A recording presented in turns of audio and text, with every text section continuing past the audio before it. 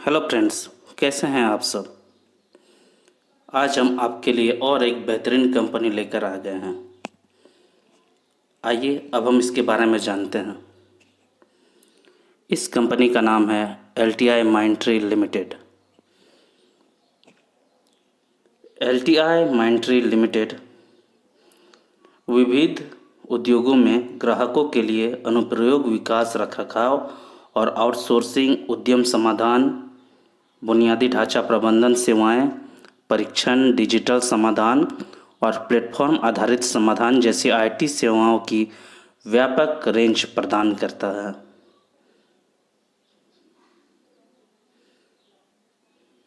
यह कंपनी अपने 36 delivery centres और 50 सेल्स ऑफिसेज के साथ दुनिया के 30 से भी ज़्यादा देशों में इसकी उपस्थिति है। चलिए अब इस कंपनी के लोकेशन वाइज रेवेन्यू डिस्ट्रीब्यूशन पर भी ध्यान देते हैं। LTI माइंडट्री लिमिटेड को नॉर्थ अमेरिका से 66% रेवेन्यू मिलता है, यूरोप से 16% रेवेन्यू मिलता है, इंडिया से 8%, एशिया पैसिफिक से 3% और रेस्ट से 7% रेवेन्यू इन्हें मिलता है।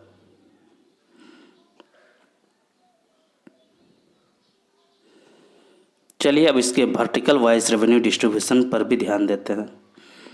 LTI माइंडट्री लिमिटेड को बैंकिंग एंड फाइनेंशियल सर्विसेज से 34% रेवेन्यू मिलता है, इंश्योरेंस से 15%, मैन्युफैक्चरिंग से 17%, हाईटेक, मीडिया एंड एंटरटेनमेंट से 13% रेवेन्यू इसे प्राप्त होता है। रिटेल, फार्मा और कंज्यूमर गुड्स से इसे 11% रेवेन्यू मिलता है और एनर्जी एंड यूटिलिटीज़ से 10% रेवेन्यू मिलता है। यहाँ हम देख सकते हैं कि यह अलग अलग क्षेत्रों से अपने रेवेन्यू प्राप्त कर रही है।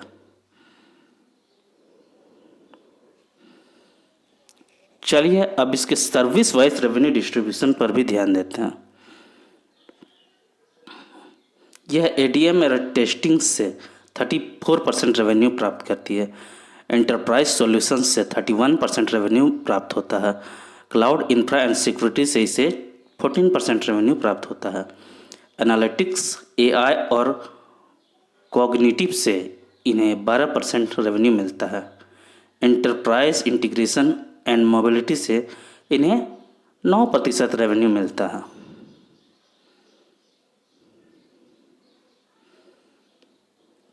किसी भी कंपनी में जब हम इन्वेस्टमेंट करने के बारे में सोचते हैं तो हमें उसके फंडामेंटल्स पर ज़रूर ध्यान देना चाहिए। चलिए अब इस बेहतरीन कंपनी के बेहतरीन फंडामेंटल्स पर भी ध्यान देते हैं।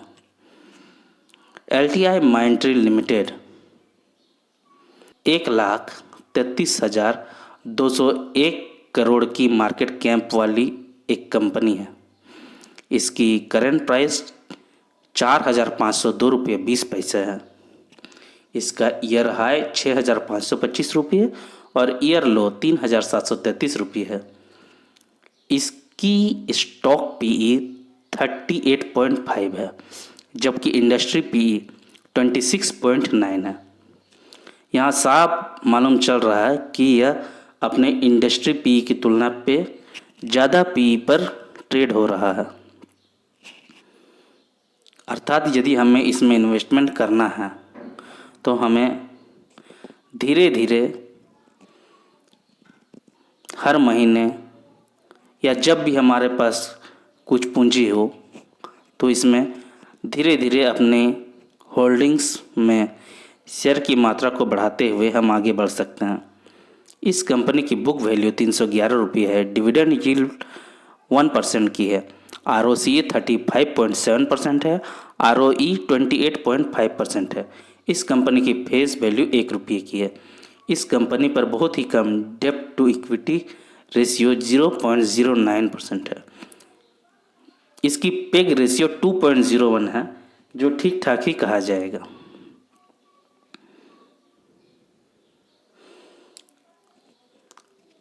अब यदि इसमें हम इन्वेस्टमेंट करने के बारे में सोच रहे हैं। तो अब ज़रा हम इसकी टेक्निकल एनालिसिस भी कर लेते हैं सिंपल मूविंग एवरेज के अनुसार। इस कंपनी की 5 दिन की सिंपल मूविंग एवरेज है 4,398 रुपये 23 पैसे। 10 दिनों का ऐसे में है 4,370 रुपये 76 पैसे। 20 दिनों का ऐसे में है 4,379 रुपये 34 पैसे। 50 दिनों का ऐसे में है 4,678 रुपये 54 पैसे। 100 दिनों का ऐसे में है 4,651 रुपये 9 पैसे। 200 दिनों का ऐसे में है 4,679 रुपये 18 पैसे। यह स्टॉक अभी 4,502 रुपये 20 पैसे के दर पर ट्रेड हो रहा है। यहाँ देखने पर साफ मालूम चलता है कि यह 5, 10 और 20 दिनों के एसएमए से ज़्यादा दर पर ट्रेड हो रहा है, जबकि अपने 50, 100 और 200 दिनों के एसएमए से कम दर पर ट्रेड हो रहा है। अर्थात यदि हम इसमें निवेश करने के बारे में सोचते हैं तो यह समय हमारे लिए ठीक ठाक साबित हो सकता है।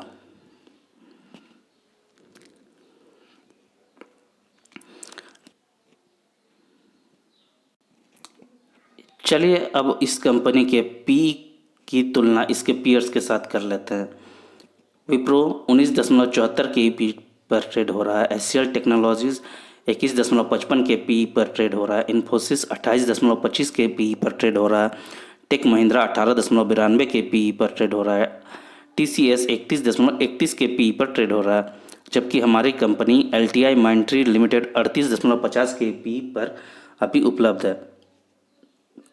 यहाँ साफ दिख रहा है कि यह अपने सभी पीयर्स की तुलना में ज़्यादा पी पर ट्रेड हो रहा है। अर्थात इस कंपनी में यदि हमें निवेश करना है तो पी को यदि हम ध्यान में रखते हैं तो हमें सावधानीपूर्वक निवेश करना होगा।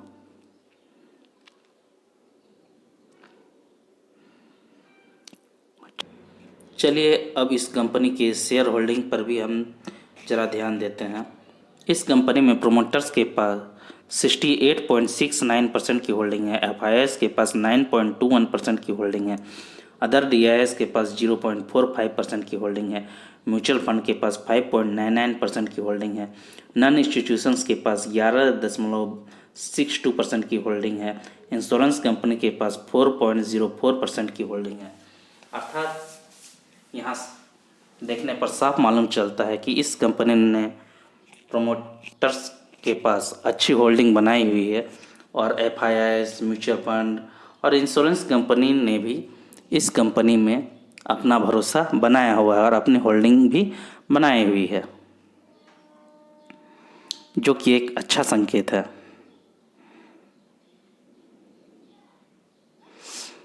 चलिए अब इस कंपनी के डिविडेंड ट्रेंड पर भी गौर करते हैं। इस कंपनी ने 2019 में 2 बार डिविडेंड दिया है, 15 रुपये 50 पैसे और 12 रुपये 50 पैसे का। 2020 में भी इस कंपनी ने 2 बार डिविडेंड दिया है, 15 रुपये 50 पैसे और 15 रुपये का। 2021 में तो इस कंपनी ने 3 बार डिविडेंड दिया है, 25 रुपये का, 10 रुपये का और 15 रुपये का। और 2022 में इस कंपनी ने सिर्फ 1 बार डिविडेंड दिया है, 30 रुपये का। और इस साल इस कंपनी ने भी 20 रुपये का डिविडेंड दे चुका है। अर्थात यहाँ इस कंपनी के डिविडेंड ट्रेंड भी ठीक ठाक है और यह लगातार हर साल अपने शेयर होल्डर्स को कुछ ना कुछ डिविडेंड दे रही है, जो कि शेयर होल्डर्स के लिए एक अच्छी बात है। चलिए अब इस कंपनी के में हुए इन्वेस्टमेंट रिटर्न पर भी ध्यान देते हैं। इस कंपनी ने एक हफ्ते में 2.34% का पॉजिटिव रिटर्न दिया है। एक महीने में इस कंपनी ने 3.52% का पॉजिटिव रिटर्न दिया है, जबकि 3 महीने में इस कंपनी ने नेगेटिव 6.96% का नेगेटिव रिटर्न दिया और एक साल में भी इस कंपनी ने 27.36% का नेगेटिव रिटर्न दिया, जबकि इस कंपनी ने 3 साल में 130.14% का बहुत ही बेहतरीन पॉजिटिव रिटर्न दिया है। अर्थात यहाँ साफ है कि जिन शेयर होल्डर्स ने इस कंपनी में लंबी अवधि से अपने शेयर को बनाए रखा है, उससे नहीं बेचा है, उन्हें अच्छा लाभ प्राप्त हो रहा है। और मेरे भी निवेशकों से यही सलाह होगी कि यदि वे इस कंपनी में निवेश करना चाहते हैं तो वे धीरे धीरे अपने पोर्टफोलियो में शेयर को खरीदते जाएं और भरते जाएं, या आप महीने में इसकी SIP भी कर सकते हैं। और निश्चित ही यह कंपनी आपको फ्यूचर में बेहतरीन रिटर्न लेने का अच्छा खासा दम रखती है।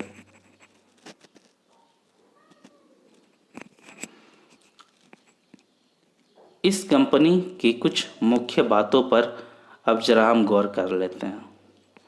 इस कंपनी ने हमेशा बैंक FD की तुलना में अच्छे इक्विटी रिटर्न्स अपने निवेशकों को उपलब्ध कराया है। इस कंपनी का डिविडेंड ट्रैक भी बहुत अच्छा है और ये अच्छे डिविडेंड अपने निवेशकों को देती है।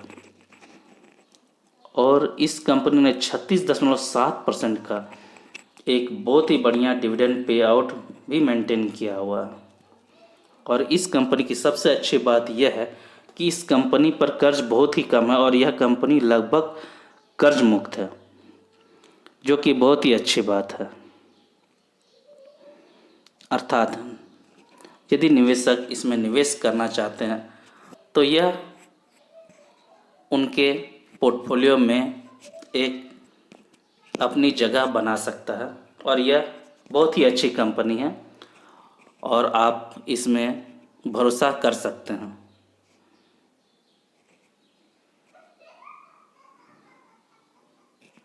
वीडियो में बने रहने के लिए आपका धन्यवाद। यदि आप इसी तरह के बेहतरीन कंपनियों के बारे में और जानकारी चाहते हैं तो चैनल को सब्सक्राइब करके अवश्य रखें। आपका दिन शुभ हो। धन्यवाद।